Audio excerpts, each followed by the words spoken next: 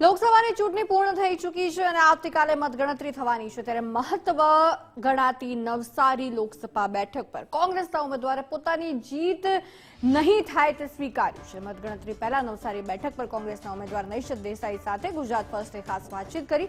નૈશદ દેસાઈએ કહ્યું કે પરિણામ જે પણ આવે અમે સ્વીકારવા તૈયાર છે, પરંતુ અમને દુઃખ એ જ બાબતનું છે કે આ બેઠક પર ભાજપ જીતશે। કોંગ્રેસ પક્ષને આ બેઠક પર ભૂતકાળમાં કે હમણાં જીતની કોઈ આશા જ નથી।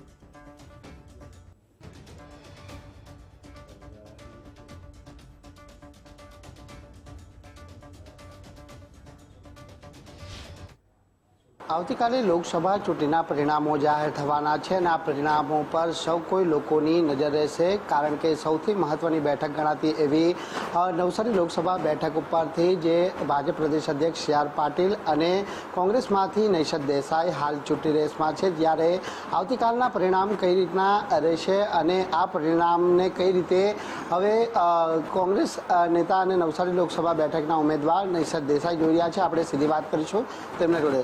નિશદભાઈ, હવે ગણતરીની ઘડીઓ ગણાઈ રહી છે, આવતીકાલે જ્યારે પરિણામ જાહેર થવાના છે, કોંગ્રેસ કઈ રીતની આશા અપેક્ષા આ પરિણામોથી સેવી રહી છે?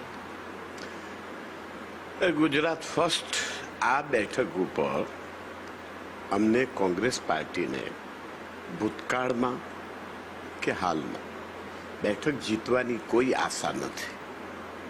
અમે જીતીશું નહીં એ અમે સ્વીકારીએ છીએ।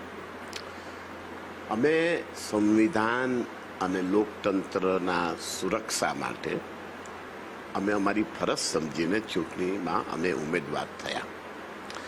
કોંગ્રેસ પક્ષને જીવંત રાખવા માટે અમે ઉમેદવાર બન્યા। અમને દુઃખ એક જ વાતનું છે કે આ બેઠક પર ભારતીય જનતા પાર્ટી જીતવાની હતી, પરંતુ વધારે પડતી લીડ લેવા, મતો વધુ લેવાની લાલચે ભારતીય જનતા પાર્ટીએ 50% બૂથો એવા છે કે જ્યાં અમારી પાસે સક્ષમ કાર્યકર્તાનો અભાવ હતો। એ બૂથ ઉપર છેલ્લા 1.5 કલાક 2 કલાક દરમિયાન એમણે 2 લાખથી વધુ મતો બોગસ નખાયા।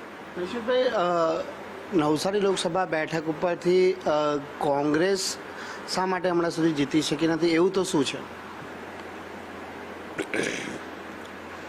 અમારી કમજોરી છે, કોંગ્રેસની નબળાઈ છે, કોંગ્રેસની કમજોરી છે। કોંગ્રેસ પાસે વધુ પ્રમાણમાં સંગઠન નથી, કાર્યકર્તાનો અભાવ છે, પણ એનું કારણ છે કે છેલ્લા 35 વર્ષથી કોંગ્રેસ શાસનમાં જ નથી। કોંગ્રેસ છેલ્લા 35 વર્ષથી શાસનમાં નથી અને જૂના સમયમાં, પુરાના સમયમાં કોઈ બી શાસક હોય એ વિપક્ષને પૂરું ન્યાય આપતા હતા, પણ છેલ્લા 20 વર્ષથી આ શાસન વિપક્ષને ન્યાય આપતું જ નથી। બિલકુલ, આ હતા નવસારી લોકસભા બેઠકના કોંગ્રેસના ઉમેદવાર નૈશદ દેસાઈ, જેમણે કહ્યું છે કે પરિણામ જે પણ હશે કોંગ્રેસ પાર્ટી સ્વીકારવા તૈયાર છે, પરંતુ ઇન્ડિયા ગઠબંધનની સરકાર બને તેવી પણ આશા અને પ્રાર્થના તેઓ કરી રહ્યા છે। કેમેરામેન અજય કુમાર સાથે રાકેશ બ્રહ્મભટ્ટ,